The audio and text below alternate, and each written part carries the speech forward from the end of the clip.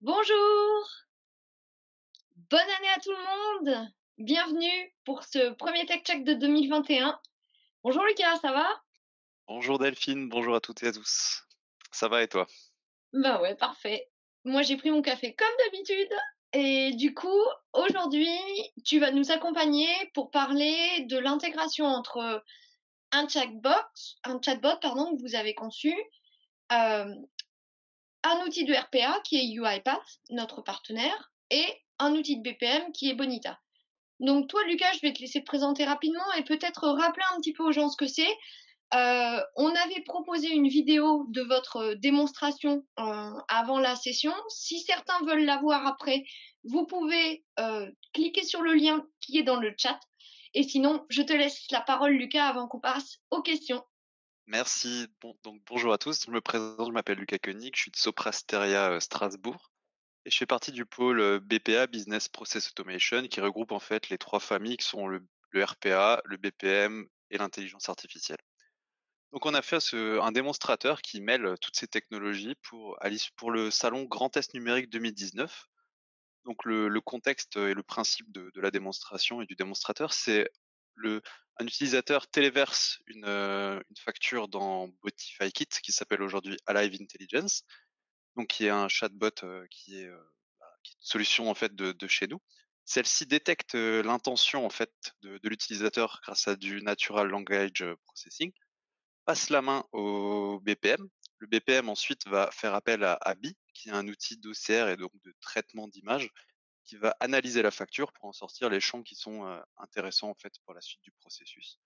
Une fois ceci fait, le BPM fait intervenir un utilisateur qui vient vérifier en fait les résultats de l'analyse par ABI. L'utilisateur peut ensuite faire des modifications si jamais il en a nécessaire. Et ensuite, le BPM lance un robot UiPath qui va s'occuper de faire de la saisie dans un ERP qui a été modélisé, qui a été moqué en fait avec une living application BPM Bonita. D'accord. Alors, super, c'est intéressant parce que tu as bien expliqué le rôle de chaque composant, en fait, dans la chaîne globale du processus. Donc, j'ai une première question qui est de savoir comment s'est faite l'intégration des différents éléments.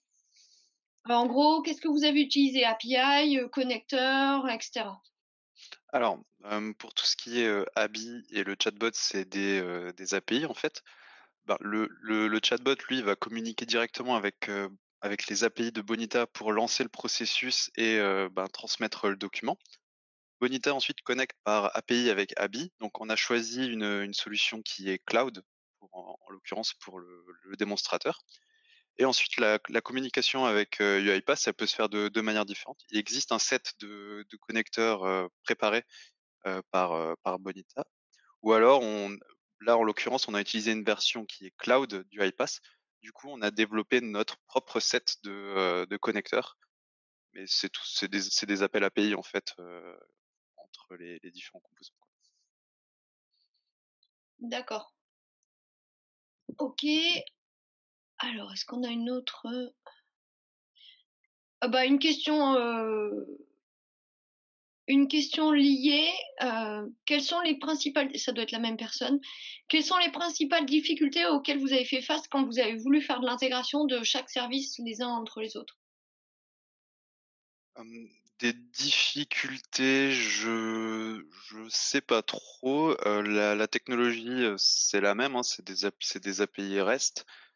Donc c'est quand même quelque chose d'assez standard et qui fonctionne bien. Maintenant peut-être le point complexe, en fait, ça va être tout ce qui concerne l'authentification, dans la mesure où pour chaque solution différente, on va devoir, gérer potentiellement une authentification qui est différente, des comptes qui sont différents.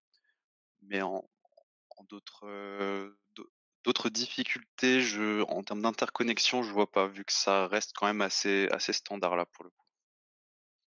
D'accord. Moi, je me permets une petite question liée à celle-là. Du coup, si tu veux résoudre les problématiques d'authentification, j'imagine que, peut-être que je me trompe, mais utiliser un SSO ou quelque chose comme ça peut peut-être faciliter l'intégration du coup. Oui, ça peut tout à fait faciliter l'intégration. Encore une fois, ça va dépendre de la manière dont on a configuré notre SI, quoi. Là, en l'occurrence, pour la démo, c'était vraiment du cloud hébergé à chaque fois chez l'éditeur. Du coup, c'était pas possible, on devait gérer l'authentification à chaque différemment. Mais oui, dans un SI, plus développé et vraiment, professionnalisé de ce côté-là, le SSO, ça pourrait être une solution. D'accord. Alors là, il y a une autre question. Quelle fonctionnalité de UiPath avez-vous utilisée? Alors, donc la principale, fonctionnalité de UiPath, bon, si vous connaissez pas, UiPath, je me permets juste de résumer brièvement ce que ça fait. C'est un outil qui permet de s'interfacer, en fait, avec des applications, qui ne proposent pas, d'interface, programmable. Enfin, il y a pas d'API, par exemple, on peut imaginer ça. Et UiPath, lui, va faire, l'interface entre les différents contrôles qui existent sur la page web ou sur la page, d'une application plus classique. Et il va remplir les champs, il va faire de la saisie et il va permettre de cliquer sur les boutons, des choses comme ça. Donc pour interagir avec UiPath, il existe 2 possibilités en fait. Soit on lance directement un robot avec, des entrées déterminées, les champs de la facture, le SIRET, le montant, et on passe tout ça à UiPath qui se charge ensuite de faire la saisie. Soit on peut en fait le mettre dans une corbeille, en de UiPath, et UiPath ensuite va faire des requêtes pour, savoir s'il a du travail, si dans sa corbeille il y a des éléments, et il va récupérer ces informations-là, puis ensuite faire la saisie en batch, on pourrait dire. Il va saisir, X factures, au lieu de saisir à chaque fois qu'on l'appelle, quoi. D'accord, merci. OK, pas de main levée. Donc du coup, je vois une question sur le chat. Hem, une question sur le chatbot, qui Ouais, aurait pu être une simple interface en fait pour uploader les factures. Du coup, pourquoi l'avoir intégré? ouais. Alors déjà, premièrement, Botify Kit est maintenant Alive Intelligence. C'est une solution qui est développée, chez nous, par des équipes qui sont dans l'open space juste à côté de moi normalement. Donc, il y avait évidemment un but qui était de faire, la promotion du produit, et ensuite de manière plus globale, pourquoi un chatbot? L'intérêt du chatbot vis-à-vis d'une interface de facture, c'est que le chatbot, en utilisant des technologies comme le natural language processing, en fait, un seul chatbot va pouvoir, lancer différents processus. Par exemple, là, on lance une facture, mais on aurait pu imaginer que ce soit un chatbot qui permette de traiter pas uniquement les factures, mais par exemple les congés, les choses comme ça. Et donc, on va regrouper dans un même chatbot plusieurs processus qui vont ensuite pouvoir être lancés. Et un autre avantage du chatbot aussi, c'est que du coup, c'est quand même plus convivial si par exemple c'est un chatbot qui est public, qui s'adresse à des clients, à des gens en fait, tout simplement. D'accord. Et moi j'ai une question liée à ça aussi, mais pas par rapport au chatbot. Hem, rappelle-moi l'outil d'OCR, comment il s'appelait? Abi, Abi. Je sais parce que du coup je l'avais fait avec UiPath, que UiPath a une fonctionnalité qui permet de faire de la reconnaissance d'images et d'identifier, des parties de texte pour pouvoir justement les saisir ouais. automatiquement. Qu'est-ce qui a motivé votre choix d'utiliser Abi plutôt que, cette fonctionnalité d'UiPath? Je dirais que c'est principalement un souci de performance en fait. En choisissant Abi, on a choisi un outil qui est, spécialisé en fait, qui est prouvé, qui est un des leaders du marché, quoi. Et UiPath, c'est aussi un peu leur stratégie, c'est pas vraiment de développer leur propre outil d'OCR parce que c'est pas là leur cœur de métier. Par contre, c'est de favoriser, l'intégration avec des d'autres systèmes. On pourrait imaginer Abi, mais il y a aussi, Microsoft Vision, des choses comme ça, qui eux, sont les spécialistes de ce genre de choses. Et donc c'est un peu notre démarche aussi, nous, c'est, d'aller chercher là où c'est le plus pertinent, en fait. D'accord. Ouais, OK. Et C'est si je ouais, juste vas-y. un autre, quelque chose de supplémentaire, c'est qu'un des intérêts aussi qu'on a eu avec l'utilisation d'Abi et notamment la version cloud, c'est qu'on profite en fait de leur base de données, qui est géante et donc il n'y avait pas vraiment besoin d'entraînement en fait pour reconnaître des factures. Parce que c'est une tâche qui est faite souvent et donc leur algorithme de détection des factures, de récupération des champs, il était performant, il était clé en main quasiment, quoi. Ouais, d'accord. Bah, tiens, justement, tu parles d'entraînement, mais je viens d'avoir une question sur la même chose, mais pour le chatbot. Parce Oui, que si j'ai bien compris, et je le dis pour les gens aussi, en gros, c'est la sorte de reconnaissance intelligente de ce que les gens vont dire pour orienter, si j'ai bien compris. Du ouais, coup, la question, c'est pour le chatbot, faut-il l'entraîner? oui, il y a toujours une part d'entraînement qui est nécessaire. Maintenant l'entraînement en fait, il va être, l'intensité, la complexité de l'entraînement, il est réduit par le fait qu'on fasse appel à des API de Natural Language Processing dedans. Mais il y a bien évidemment la nécessité de lui dire que si par exemple il voit le mot facture, il faut qu'il lance le bon processus Bonita derrière, quoi. Il y aura toujours ce lien à faire. D'accord. Une autre question, quel est le rôle de Bonita par rapport aux autres outils? Donc en gros, bah, j'imagine que savoir est-ce que c'est, le centre du process? Est-ce que c'est juste une petite partie? Enfin, comment se positionne Bonita, quoi? Ben, Bonita en tant qu'outil de BPM, c'est vraiment le point central du processus. C'est celui qui s'occupe de l'organisation.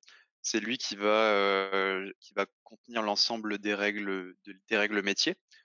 Qui va, ben, par exemple, on pourrait là, c'est un exemple qui est assez simpliste, mais on pourrait imaginer qu'en fonction du montant de la facture, on ait besoin de plusieurs niveaux de validation. Donc c'est là-dedans c'est dans Bonita en fait qu'on va implémenter ces règles. Ça permet en fait d'avoir notre processus qui est centralisé dans un outil. Et si par exemple on a une évolution à faire au niveau UiPath, où on va juste changer en fait la saisie. Notre processus va rester le même.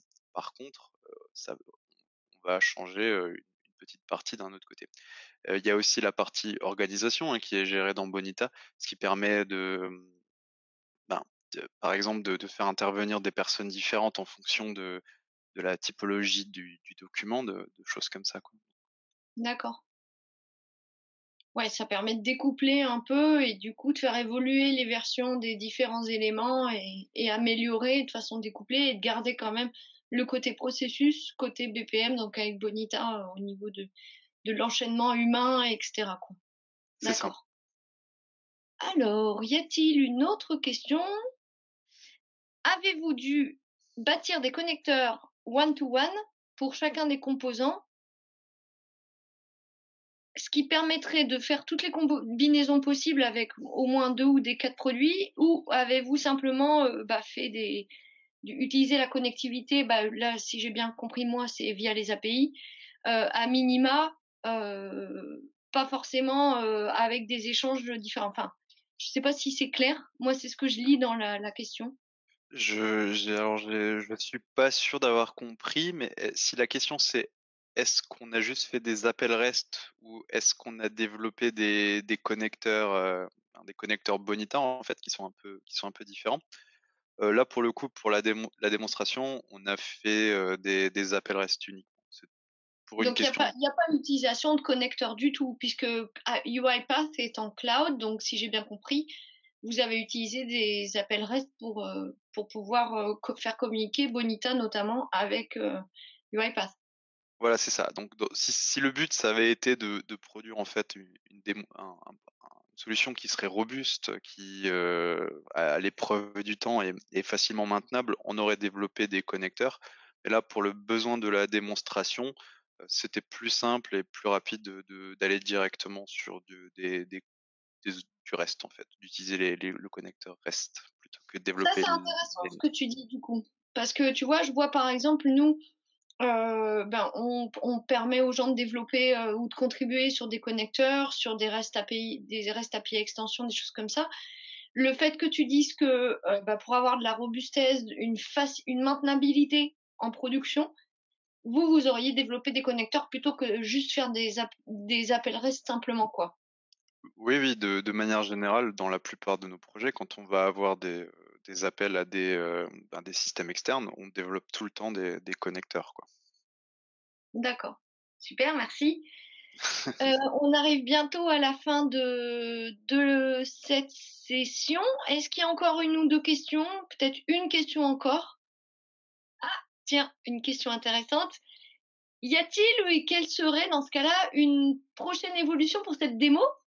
C'est quoi le futur de cette démo? Donc, déjà, comme je le disais, cette démo, on l'a faite en 2019, donc parce qu'il y aurait, possibilité déjà de la mettre à jour avec les dernières versions de tous ces produits qui, entre-temps, ils ont pas mal évolué. Et le but, je pense que l'ossature, il faudrait garder la même. Maintenant, ce qui pourrait être intéressant, ce serait de développer, hem, les fonctionnalités, en fait, de chacune de ces applications un peu plus, quoi. C'est-à-dire de mettre une couche supplémentaire sur le chatbot pour montrer une fonctionnalité de plus du chatbot. Idem, sur la partie BPM, idem sur Abby. Je dis ça comme ça, mais on pourrait imaginer, par exemple, de traiter, en fait, le seuil de alors je sais plus comment on dit exactement, mais le degré sur lequel Abby est sûr d'avoir bien réussi à traiter, la facture, et donc d'avoir un processus qui diffère, en fait, en fonction de comment est-ce qu'elle a réussi à récupérer les informations. Et idem pour UiPath, hein, qui a aussi pas mal évolué depuis. Il y a moyen, je pense, de faire des choses, assez sympathiques. Super, bah, merci. Ah bah, on se tient au courant parce que ça pourrait être sympa. Même côté Bonita, il y a eu des évolutions. On parlait des connecteurs. On propose, du coup, par exemple, des Maven Archetype pour faire des projets pour développer facilement des connecteurs. Ça peut être un étape aussi pour le rendre plus «industrialisable» entre guillemets. Donc, bah, on se tiendra au courant parce que ça peut intéresser la communauté, je pense, ce genre de choses. Ouais, tout à fait. Ça peut être super intéressant à faire aussi, je pense. Ouais, je pense aussi. Merci beaucoup Lucas. Merci à tous. J'espère que vous avez appris beaucoup de choses autant que moi, pendant cette session de Tech Chat et puis, on vous retrouve le mois prochain pour le Tech Chat suivant. N'hésitez pas à vous inscrire dès que vous verrez, les informations sur, le sujet et sur la date. A priori, ce sera sûrement aussi, mi-février et on se retrouve très bientôt. Merci Lucas et puis bonne journée à tous. Salut. Merci, au revoir.